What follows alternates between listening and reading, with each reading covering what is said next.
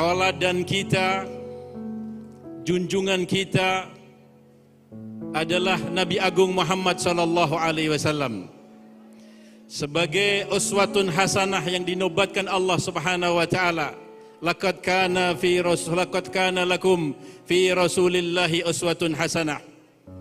Ketika beliau hijrah dari Mekah menuju Madinah, ternyata yang dijadikan oleh Amirul Mukminin, manusia yang pertama kali digelar Amirul Mukminin, Sayyidina Umar ibn Khattab radhiyallahu ta'ala anhu, menjadikan hitungan kalender Islam Al-Hijriyah adalah dari peristiwa hijrahnya Nabi Agung Muhammad sallallahu alaihi wasallam dari Mekah ke Madinah. Ada apa? Ada rahasia apa?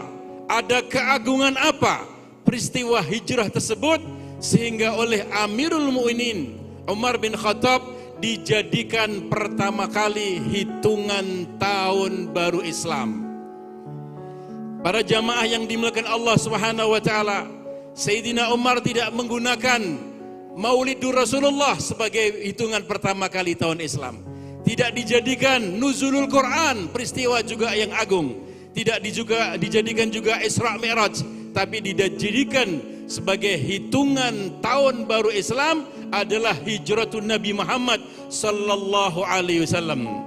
Para alim ulama mempelajari dan menyelidiki, ternyata ada 4 pelajaran besar yang harus dijadikan sebagai tonggak dasar setiap perjuangan kebangkitan Islam di seluruh penjuru dunia. Di seluruh dunia, 4 hal yang dilakukan Nabi SAW dalam peristiwa hijrah tersebut. Yang pertama adalah husnul tadbir, bagusnya, hebatnya dalam berstrategi yang dilakukan Nabi SAW ketika beliau pertama kali menuju ke Gua Thur selama 3 hari 3 malam. Kemudian beliau membelokkan perjalanannya, tidak langsung menuju ke arah Madinah, tapi beliau berbalik arah. Itu merupakan husnul tadbir, bagusnya beliau dalam berstrategi, membaca suasana dan situasi untuk menentukan arah dari setiap gerakan dan langkah-langkah beliau. Itu yang pertama. Yang kedua, beliau melakukan ukhuwah Islamiyah, mempersaudarakan antara kaum muhajirin dan ansor. Maka bersatulah dari seluruh lapisan masyarakat, semua aspek dan semua sosial masyarakat di Madinah disatukan Nabi SAW dengan kalimat La ilaha illallah Muhammadur Rasulullah. Yang ketiga, Rasulullah SAW menjadikan pusat perjuangannya adalah masjid. Beliau membeli 2000 meter kurang lebih dari uangnya sendiri. Ketika ontanya masuk ke Madinah, diambil oleh satu sahabat untuk dituntun, Rasulullah mengatakan, da'ha fa innaha ma'murah, tinggalkan onta saya berjalan sendiri, sesungguhnya onta saya ini sudah ada yang memerintahkan, sudah ada yang menuntun. Begitu onta itu duduk di dalam satu tempat, beliau mengatakan, ini tanah siapa? Maka muncul satu orang Ansor mengatakan, itu tanahku ya Rasulullah. Maka Rasulullah mengatakan, saya beli ini tanah. Sahabat Ansor mengatakan, ya Rasulullah, jika Paduka menginginkan, maka tanah ini aku hibahkan kepada engkau ya Rasulullah. Tidak, saya harus beli dengan uang saya. Maka Rasulullah beli itu tanah dan beliau wakafkan menjadi Masjid Nabawi yang sekarang ini apabila kita ke sana selalu untuk berebut-rebut masuk ke Raudhah, itu adalah salah satu dari tempat yang dibeli oleh Nabi SAW 2000 meter. Menjadikan masjid sebagai pusat perjuangan beliau. Disitulah Rasulullah menegakkan dakwah. Disitulah Rasulullah menegakkan tarbiyah dan ta'limiyah Islamiyah. Disitulah Rasulullah menghidupkan ibadah dan zikir, munajah untuk membangun jasad, membangun hati, membangun roh, membangun sir, dan membangun sir dari sahabat Nabi SAW, sehingga terbentuk khil'atut taqwa, yang 5 hal khil'atut taqwa ada dalam jasadnya para sahabat. Kerohanian, kecintaan yang dalam kepada Nabi dan kepada Islam. Dan dari tonggak perjuangan, pendidikan, taklim, rohaniyah, dan dakwah, dari situlah terjadinya futuhat Islamiyah yang ada di seluruh penjuru dunia dari tangan-tangan sahabat Nabi SAW, dari peristiwa hijrah itu. Dan yang terakhir, yang sering tidak dibahas, bahwa Rasulullah SAW ketika sampai di Madinah, beliau membangun pasar.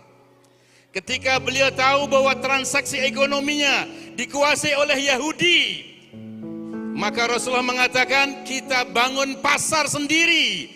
Produk-produk Islam dibeli oleh umat Islam. Semua hasil-hasil bumi dijual di pasar kita, dibeli untuk kita, untuk kemakmuran kita. 4 hal inilah para jamaah yang mulia yang menjadikan asas dari kebangkitan Islam. Maka untuk itu 4 hal inilah yang dihancurkan oleh iblis. 4 hal inilah yang dihancurkan oleh Dajjal dan kaum Dajjalun dalam memusuhi Islam. Dihancurkan dalam kepandaian kita berstrategi dalam perjuangan, sehingga perjuangan kita amburadul.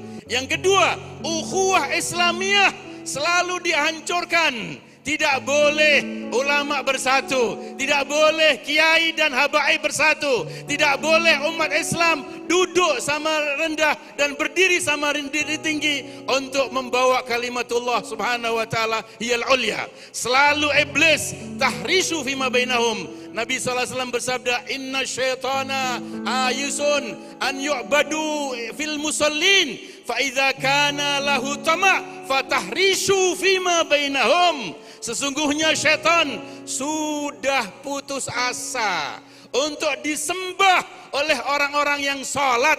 Kalaupun masih ada kesempatan, yang dilakukan oleh syaitan, kata Nabi, dari lisan Shadiqul Masduq sallallahu alaihi wasallam, tahrishu fima bainahum, menyebarluaskan permusuhan, menyebarluaskan perselisihan dan kegaduhan. Maka para jamaah yang mulia, jangan sampai kita mau diadu domba. Yang terakhir, kita dihancurkan ekonomi kita, dihancurkan pertanian kita, dihancurkan hasil bumi kita, dihancurkan sumber alam kita oleh kaum iblis dan dajjalun. 4 hal inilah yang menjadikan kita lemah apabila kita tidak kembali dalam perjuangan Nabi besar Muhammad sallallahu alaihi wasallam. Maka awal dari tonggak perjuangan umat Islam di Indonesia, insya Allah, maka bersatulah dalam kalimat la ilaha illallah Muhammadur Rasulullah. Al-i'lau kalimatillah, menegakkan kalimat Allah. Yang pertama, dalam semua sel tubuh kita, kalimat Allah yang paling tinggi. Maka mata kita harus melihat dengan syariat, mulut kita harus berbicara dengan syariat, telinga kita harus berbicara, mendengar dengan apa yang dituntun oleh syariat, perut kita harus kita masuki yang halal, tangan kita bergerak yang halal, kaki kita bergerak yang di tempat yang diridhai Allah, dan hati kita harus bersih dari iri, dari dengki, dari sombong, dari takabur. Hidupkan kalimatullah di rumah kita, hidupkan kalimatullah di kampung kita, hidupkan kalimatullah di mana saja kita berada. Inilah makna dari li'la'i kalimatullah. Kemudian yang kedua, kita bangun ekonomi, kita bangun persatuan dan kesatuan. Jangan sampai kita mau diadu domba.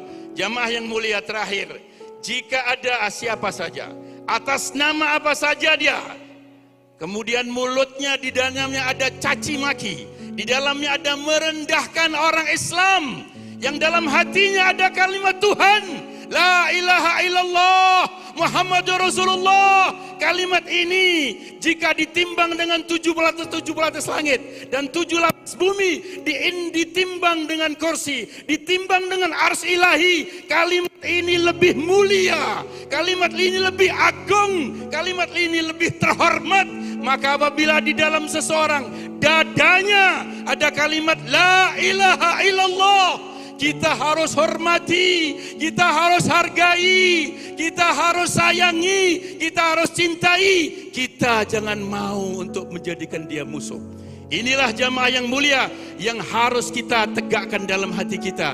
Jangan karena hanya perbedaan furu'iyah, kalau ada hanya perbedaan-perbedaan hal-hal yang kecil menjadikan kita mencaci maki saudara kita. Apa kita tidak malu dengan Allah? Apa kita tidak malu dengan Rasulullah? Sedang dalam dadanya adalah la ilaha illallah, bahwa Rasulullah bersabda, sibabul muslim fusuqun wa qitaluhu kufrun. Mencaci maki saudara muslim itu adalah sebuah kefasikan, dan membunuh saudara muslim adalah sebuah kekufuran.